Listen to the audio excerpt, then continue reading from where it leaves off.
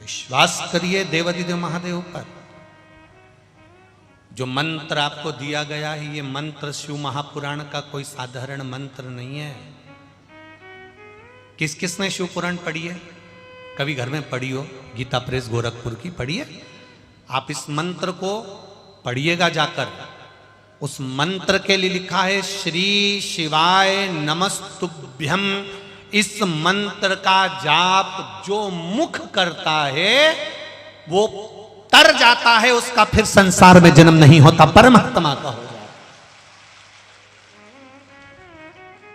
और यहां तक शिव महापुराण में लिखा है कि इस मंत्र को बोलने वाला का मुख का मात्र दर्शन कर लो तो 71 पीढ़ी पार उतर जाती है। जो मात्र दर्शन कर लेता है, ये सब अविरल आनंद देने वाला भगवान शिव का मूल मंत्र का स्मरण है, श्री शिवाय नमस्तुभ्यम। केवल मंत्र, चलते फिरते जाते आते खाते पीते जप लो। कई लोग पूछते हैं गुरुजी ये मंत्र नहाने के बाद जपें कि नहा के जपें? तो नहाने के पहले बासी रहें और मंत्र बोल लें, कभी मुंह से निकल जाए तो हमने कहा मरने का जो समय होता है वो नहाने के बाद होता है कि नहाने के पहले होता है? बोलो रे बैतुल वालो, मरने का समय कब है? नहाने के। यमराज कहेगा तू नहा ले फिर मैं आ जाऊंगा। यमराज कहेगा तू आराम से नहा ले, कमला तू नहा ले हो, फिर सिंगार मिंगार कर ले, छोटी मोटी बांध ले, फिर मैं तुझे आराम से ले जाऊंगा हो, तू नहा ले हो।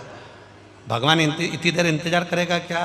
नहीं। जब मरने का समय नहीं देखा जाता कि बासी मर रहे कि नहा के मर रहे, तो मंत्र का भी कोई समय नहीं देखा जाता कि बासी जप रहे कि नहा के जप रहे। तुम तो जपो कलयुग केवल नाम धारा, सुमर सुमर नर उतरहि पारा। कली काल में नाम की आधारशिला को जपो, उसको समझ कर जपो, उसको ज्ञात कर। ये किसी के पास में तांबे का पात्र होता है, किसी के पास में एल्युमिनियम का पात्र होता है, किसी के पास में, तुम्हारे घर में भी बर्तन होंगे, कोई स्टील का होगा, कोई एल्युमिनियम का होगा, कोई तांबे का होगा, कोई पीतल का होगा, कोई कांसे का होगा, कोई चांदी का होगा, कोई सोने का होगा, कोई मिट्टी का होगा। ये तो बर्तन के ऊपर है कि आपका बर्तन कैसा है। दूध देने वाले ने दूध बर्तन में डाल दिया, बर्तन अगर साफ है तो दूध नहीं फटेगा। दूध कब फटता है? जब बर्तन अंदर से गंदा होता है तब दूध फटता है, नहीं तो दूध फट नहीं सकता। आप कैसा दिल लेकर बैठे हो, आप कैसा मन लेकर बैठे हो, आप कैसी चित्तवृत्ति लेकर बैठे हो, आप किस तरह का पात्र लेकर बैठे हो, ये आपके ऊपर है। कि दूध देने वाले ने दूध दिया, उस पात्र में तुमने कैसे लिया, ये तुम्हारे ऊपर आधारित है।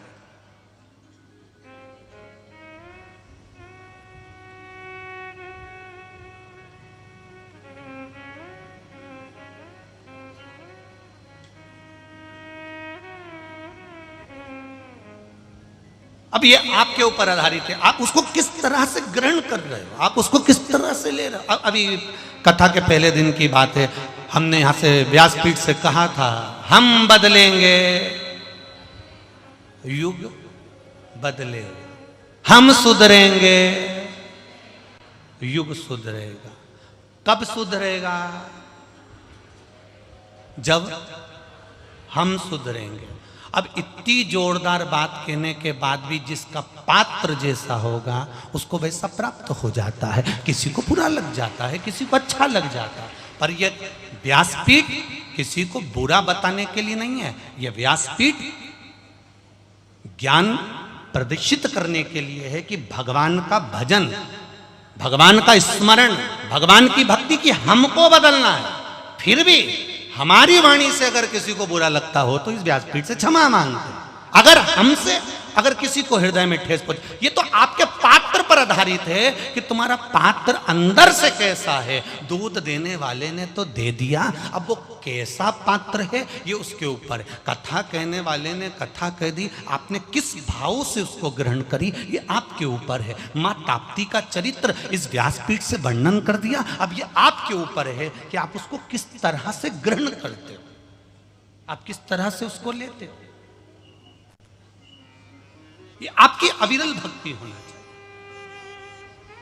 हम सुधरेंगे, बोलो बोलो, युग सुधरेगा। हम बदलेंगे, युग बदलेगा। धर्म की अधर्म का, प्राणियों में विश्व का कल्याण कब होगा?